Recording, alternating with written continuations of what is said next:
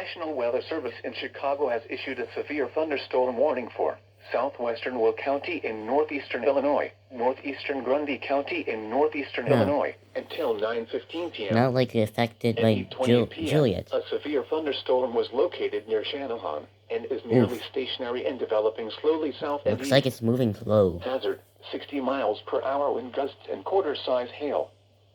Source, radar indicated. Impact, hail damage to vehicles is expected. Expect wind damage to roofs, siding, and trees. Locations impacted include Morris, Channahon, Minooka, Braidwood, Wilmington, Coal City, Diamond, Elwood, Not Lakewood, likely Shores, affected and by Carbon Hill, Juliet. including the following interstates. But if another Interstate severe thunderstorm 55 between stands mile for markers Juliet, 233 then, and 248. or including our area Interstate 80 soon, between mile markers 111 and 119, and near mile marker 123. near, For your protection, just move to an Interstate interior 55 room on and the 80, lowest the floor only of two a high building. interstates.